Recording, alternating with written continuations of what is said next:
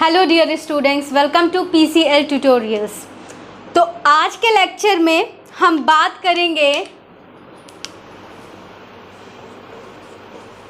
Type 4 hyper sensitivity reaction के बारे में। ठीक है, तो एक बार आपको पिछले वीडियोस के बारे में बता देते हैं। पिछले वीडियोस में हमने type 1, type 2, type 3 with examples and mechanism सारा कुछ हमने कवर कर लिया। आज के इस वीडियो में हम टाइप 4 हाइपर सेंसिटिविटी रिएक्शन के बारे में जानेंगे, इसका मैकेनिज्म देखेंगे। ठीक है, तो चलिए शुरू करते हैं। तो टाइप 4 हाइपर सेंसिटिविटी रिएक्शन को और किस नाम से जानते हैं हम? It is also called as delayed hyper sensitivity.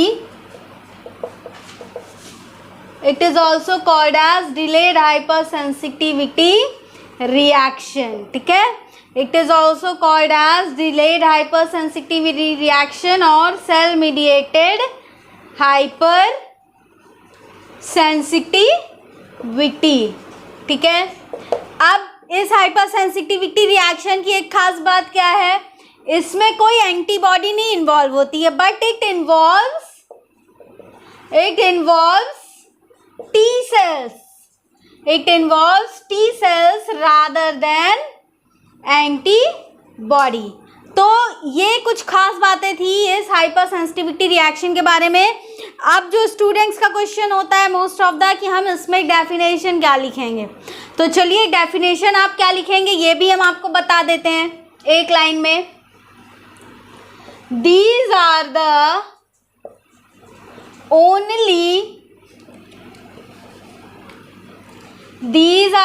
only hypersensitivity reactions that involves T cells rather than antibody। ठीक, ये आप एक प्रॉपर डेफिनेशन इसके बारे में, ये कुछ चीज़ें हैं जो आप लिख सकते हैं। अब जैसे कि हमने मैकेनिज्म सारे हाइपर सेंसिटिविटी के देखे हैं, सारे टाइप्स के, तो हम इसकी भी बात करेंगे। ठीक है, तो किसी में 5 स्टेप्स इन्वॉल्व थे, किसी में 2 था, तो किसी में कुछ प्रोसेस थे जिसके थ्रू किलिंग हो रही थी। तो अब ये टाइप 4 हाइपर सेंसिटिविटी में 2 स्टेप इन्वॉल्व होता है। ठीक है, इट इन्वॉल्व्स 2 स्टेप्स। ठीक है, अब 2 स्टेप इसमें इन्वॉल्व होते हैं। तो आइए देखते हैं कि 2 स्टेप में क्या क्या प्रोसेस है, क्या क्या है। तो पहला जो इसका स्टेप होता है, इसका जो फर्स्ट स्टेप है, it is T cell sensitization. ठीक है, पहले तो टी सेल का सेंसिटाइजेशन होगा और दूसरा क्या होगा, इन्हीं प्री सेंसिटाइज्ड टी सेल्स का रिस्पॉन्स। ठीक है, आपको पता है हाइपर सेंसिटिविटी तभी होती है जब सेल सेंसिटाइज्ड हो जाती हैं और उनसे सेकेंड टाइम कोई एंटीजन फिर इनकाउंटर होता है, वही सेम। ठीक है, तो इसमें 2 स्टेप है, पहला टी सेल का सेंसिटाइजेशन और दूसरा pre sensitized T cells reaction.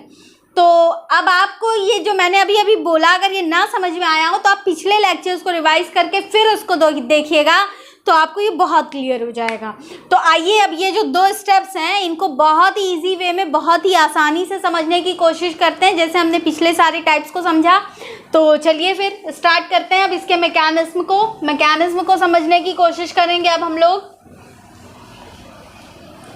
तो मैकेनिज्म में पहला क्या है, टी सेल सेंसिटाइजेशन। तो चलिए लिखते हैं फिर यहाँ पर। जो पहला मैकेनिज्म है हमारा, फर्स्ट स्टेप है, it is T cell sensitization. तो इसमें क्या होने वाला है आइए देखते हैं। Antigen skin penetration.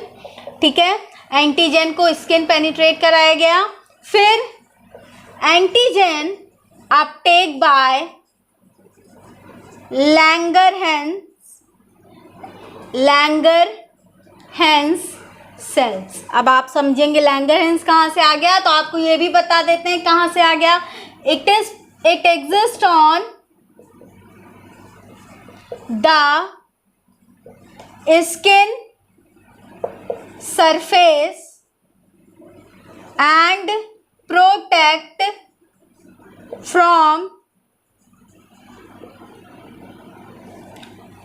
protect the skin infection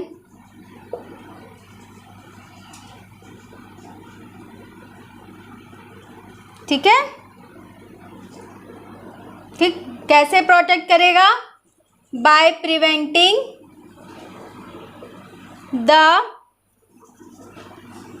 by preventing the penetration of antigen. ठीक है, ये है हमारा लैंगरहैंस का। लैंगरहैंस क्या है, कहाँ से आ गया, ये बात हो गई। अब इसके बाद क्या होगा, इसके बाद क्या होगा, migration to lymph nodes. Lymph nodes गए भाई, अब ये लोग लिम्फ नोड्स में क्यों गए, क्योंकि these are the major sites of lymphocytes. ठीक है, यहाँ गए और यहाँ आने के बाद क्या हो गया, टी सेल्स सेंसिटाइज्ड हो गई। ठीक है, तो ये हमारी टी सेल सेंसिटाइजेशन का थोड़ा सा स्टेप है जो हमने बहुत इजी वे में देखा।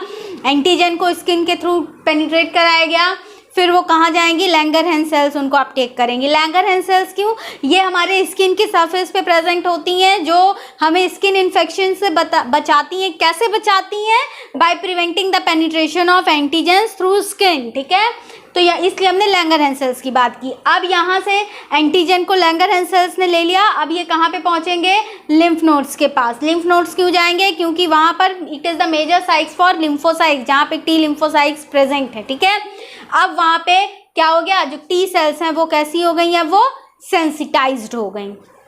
ठीक, अब टी सेल सेंसिटाइजेशन की प्रोसेस अगर आपको देखनी है तो आप जाइएगा टाइप 1 हाइपर सेंसिटिविटी में, वहाँ पे आपको ये प्रोसेस बहुत अच्छे से समझ में आ जाएगी। फिर उसके बाद अब क्या होगा, टी सेल्स की सेंसिटाइजेशन हो गई। ठीक, अब टी सेल्स कैसी हो गई, सेंसिटाइज्ड हो गई भाई। अब जो हमारा सेकेंड स्टेप होगा वो है pre sensitized T cells response. ठीक है, अब जो पहले से हैं प्री सेंसिटाइज्ड हैं, सेंसिटाइज्ड टी सेल्स हैं, अब इनका रिस्पॉन्स कब आएगा, ये भी मैंने पिछले लेक्चर्स में बताया लेकिन फिर से बता रहे हैं। अब वही एंटीजन दोबारा एनकाउंटर करेगा तो अब सेंसिटाइज्ड टी सेल्स का रिस्पॉन्स आएगा। अब टी सेल सेंसिटाइजेशन का जो प्रोसेस है वो कैसे था कि मास्ट सेल स्टिमुलेट होकर हिस्टामाइन रिलीज कर रही थी और इम्यूनोग्लोबुलिन का आपको फैब और एफसी फ्रैगमेंट, ये सारी चीज़ें आपको याद रखनी पड़ेंगी। और ये याद नहीं है अगर, तो आपको हमारा पिछला लेक्चर्स फिर से एक बार रिवाइज करना होगा। ठीक है, जब आप उसको रिवाइज करेंगे तो आपको ये समझ में बहुत अच्छे से आ जाएगा। ठीक है, तो हमने प्री सेंसिटाइज्ड टी सेल्स की रिस्पॉन्स की अब बात करने वाले हैं। तो अब यहाँ क्या होगा, बस जैसा कि मैंने पहले ही बता दिया, सेकेंड एक्सपोजर टू एंटीजन फिर से मिला। ठीक है, तो अब क्या हुआ, T helper cells recruits and activate macrophages and other non-specific inflammatory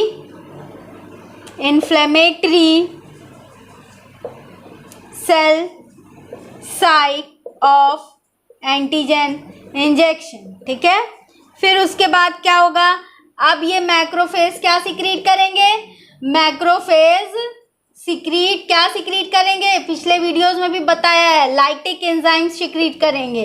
क्या सिक्रीट करेंगे, लाइटिक एंजाइम्स। अब ये लाइटिक एंजाइम्स क्या करेंगे, थोड़ा सा डैमेज कॉज करेंगे टू सराउंडिंग सराउंडिंग टिश्यू, ठीक है, cause little damage to surrounding tissue. तो ये था प्री सेंसिटाइज्ड टी सेल का रिस्पॉन्स, ठीक है। अब अगर ये मैक्रोफेज सिक्रीट हो रहा है और एंटीजन बॉडी से क्लियर नहीं हो पा रहा है, ठीक है, एंटीजन बॉडी से क्लियर नहीं हो पा रहा है, तो उस केस में क्या होगा, तो आइए ये भी देख लेते हैं। एक केस आएगा इफ मैक्रोफेजेस तो सिक्रीट हुए जा रहे हैं कंटिन्यूअसली, लेकिन एंटीजन अगर बॉडी से क्लियर नहीं हो रहा है, तो उस केस की बात कर रहे हैं। If antigen is not easily cleared, ठीक है। अभी तक तो ये छोटा सा डैमेज कॉज कर रहा था आसपास के लोगों को, देखिए little damage to surrounding tissue, damage little to surrounding tissue, अभी तो आसपास के लोगों को कम नुकसान कम कर रहा है। लेकिन अगर बिल्कुल भी एंटीजन को मैक्रोफेजेस इंकल्फ नहीं कर पा रहे हैं, बॉडी से क्लियर ही नहीं हो पा रहा है एंटीजन, तो उस केस में क्या होगा, अगर इजीली क्लियर नहीं हो रहा है तो this type of hyper sensitivity यानी कि DTH, delayed type of hyper sensitivity, become destructive और फिर क्या होगा, क्रोनिक इन्फ्लेमेशन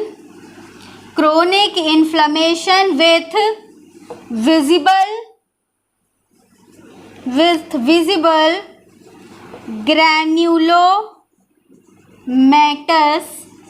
रिएक्शन, ठीक है, ठीक।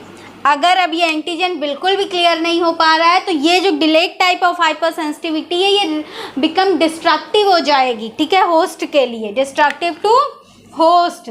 तो उस केस में क्या होगा, बहुत ही क्रॉनिक इन्फ्लेमेशन होगा विथ विजिबल ग्रैन्युलोमेटस रिएक्शंस। अब what is granulomatous reaction, that we have to see. अब आइए देखते हैं ग्रैन्युलोमेटस रिएक्शन क्या होता है। यहाँ तक आई थिंक आप लोगों को समझ में आ गया होगा। तो अब ग्रैन्युलोमेटस रिएक्शन क्या होता है ये वो भी समझ लेते हैं हम थोड़ा सा। तो अगर अब एंटीजन क्लियर नहीं हुआ तो ग्रैन्युलोमेटस रिएक्शन की बात कर ले रहे हैं। क्या हो रहा है भाई, हो तो रहा ही है। अब होता क्या है वो भी आप देख लीजिए। ग्रैन्युलोमेटस रिएक्शन क्या होता है, अब देखिए, इफ वो तो आपको पता है एंटीजन नहीं क्लियर हो रहा है, ठीक है। तो कंटिन्यूअस मैक्रोफेज एक्टिवेशन, ठीक है, कंटिन्यूअसली मैक्रोफेजेस क्या होते रहेंगे, एक्टिवेट होते रहेंगे, लेकिन वो इंगल्फ तो कर नहीं पा रहे हैं। फिर इन मैक्रोफेजेस का क्या होगा, फ्यूजन होकर के क्या बनेगा, मल्टी न्यूक्लिएटेड जाइंट सेल बनेगी। एक बड़ी सी बहुत सारे न्यूक्लियस से युक्त जाइंट सेल बनेगी। फिर ये क्या करेगी, ये डिस्प्लेस करेगी नॉर्मल सेल्स को ये डिस्प्लेस करेगी और क्या बनने लगेगा, फॉर्म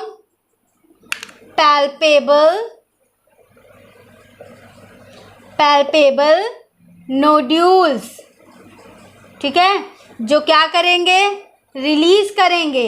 अभी तक जो लाइटिक एंजाइम कम कॉन्सेंट्रेशन में रिलीज था, अब high concentration of lytic enzyme. आप याद कीजिए अभी मैंने क्या बताया था, थोड़ा सा लिटिल डैमेज हो रहा है सराउंडिंग टिश्यू को।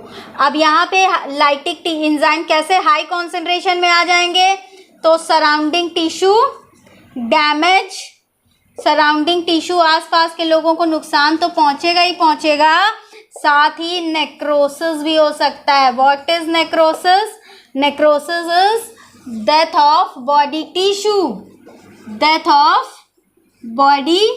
टिश्यू, ठीक है। डैमेज अभी जो हल्का फुल्का था, अगर एंटीजन क्लियर नहीं हो पा रहा है, मैक्रोफेजेस उसको इंगल्फ नहीं कर पा रहे हैं, तो उस केस में हमें ये रिएक्शन देखने को मिल सकती है, ग्रैन्युलोमेटस रिएक्शंस, ठीक है।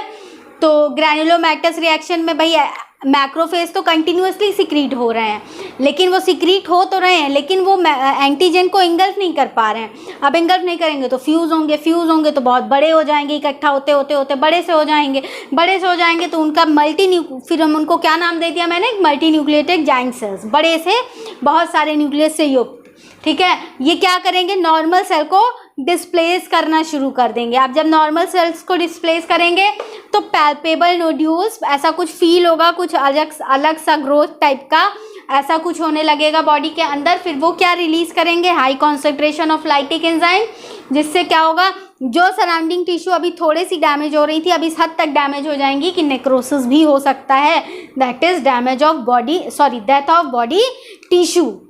ये था आपका टाइप 4 हाइपर सेंसिटिविटी रिएक्शन का पूरा मैकेनिज्म। अब हम इसके एग्जाम्पल की बात कर लेते हैं, आ जाइए, ठीक है। अब हम इसके एग्जाम्पल की बात कर लेते हैं। थोड़ी सी एग्जाम्पल की अगर बात करें तो आपका एग्जाम्पल है इसमें ट्यूबर क्यूलिंग टेस्ट, ठीक है, ट्यूबर क्यूलिंग टेस्ट, लेप्रोमिंग टेस्ट, इन सब में पैल्पेबल नोड्यूल्स फील होता है, आपने देखा होगा। और क्या होता है,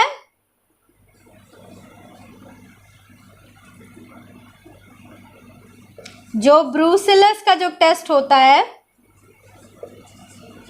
ठीक है,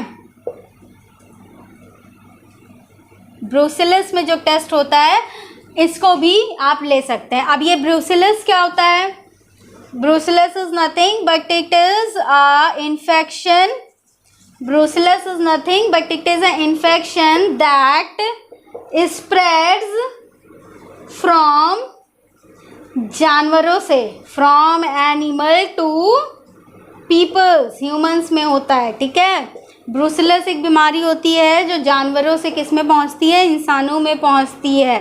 it is basically spreads from